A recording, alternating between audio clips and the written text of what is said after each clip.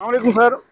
Sir बताइएगा, आज GHQ हमला केस की समाप्त हुई है अडयाला जेल में। आपने रिप्रेजेंट किया इमरान खान साहब को तौर वकील। तो सर बताइएगा क्या समाअत का क्या हवाल है, सर बताइएगा। बिस्मिल्लाहिर्रहमानिर्रहीम। देखिए, गुजारिश ये है कि आज इस केस में 3 गवाहान रिकॉर्ड हुए हैं, 2 कंप्लीट और 1 पार्शल। 1 विटनेस रिकॉर्ड हुए हैं मजिस्ट्रेट साहब रिगार्डिंग आइडेंटिफिकेशन परेड। दूसरे विटनेस एक पुलिस ऑफिशियल थे जो कोई अखबारी तराशे और सोशल मीडिया से मुतल्लिक़ कुछ चीज़ें उन्होंने रिकॉर्ड में लाने की कोशिश की जिस पे हमने एतराज़ किया, वो नहीं आ सकते। तीसरा तफ्तीशी के बयान का भी आगाज़ हो गया, वो भी जुज़वी तौर पे रिकॉर्ड हुआ है। तो ये तो शहादतों की बात थी। उसके अलावा एक एप्लीकेशन हमारी टीम ने दी हुई थी, उस एप्लीकेशन पे मैंने आर्ग्यू किया। मेरा ये कहना है कि जो इल्ज़ामात हैं इनके इल्ज़ामात ये कहने हैं कि खान साहब ने कोई साजिश कर दी और उस साजिश के नतीजे में ये वाकयात हो गए। तो कानून ये है कि अगर एक वकूआ है तो उसकी एक एफआईआर होनी चाहिए। उनके अगर हम इस्तगासा के केस की बात करें जिसको हम रद्द करते हैं, बेबुनियाद इल्जामात है, उनकी कोई कानूनी हैसियत नहीं, बोगस इल्जामात है। लेकिन इल्जाम क्या है?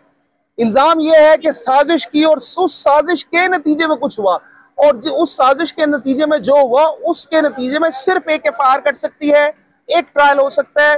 कोर्ट में ये गुजारिशात हमने की, क्या ये पॉसिबल होगा कि एक ही इल्जाम पे खान साहब को 12 केसेस में सजा देंगे, या क्या ये पॉसिबल है कि 6 केसेस में बरी करेंगे और 6 में सजा देंगे? मतलब पॉसिबल नहीं है, ये तो अगेंस्ट द लॉ है। इस पे कवानीन बड़े सेटल्ड हैं, उस पर बड़ी तफसील से आज अदालत में मैंने बहस कर दी इस एप्लीकेशन पे खान साहब की तरफ से जो दी गई, और कोर्ट की तरफ से भी ये ऑब्जर्वेशन आई कि इस बात में तो वाकई वजन है, खान साहब पे तो एक इल्जाम आयद किया जा रहा है, तो उसके 12 केसेस कैसे उस पर दर्ज हो सकते हैं?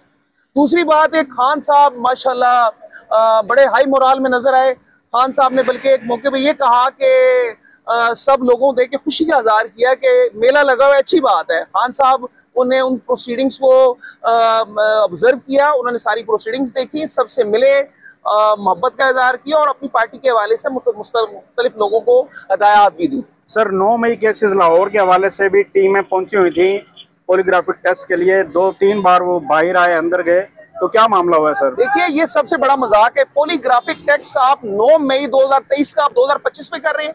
ये तो तफ्तीश के मराइल होते हैं, तफ्तीश कंक्लूड कर दी, चलान आपने दे दी और आफ्टर चलान आप ये मजाक कर रहे हैं कि पॉलीग्राफिक टेस्ट करना है। देखिए, ये जो तमाम चीजें होती हैं ये तफ्तीश के शुरू के मराइल होते हैं, और वो शुरू के मराइल में क्या तफ्तीश होती है कि पुलिस ने शहादत इकट्ठी करके उस शहादत को की बुनियाद पर चलान पेश करना होता है।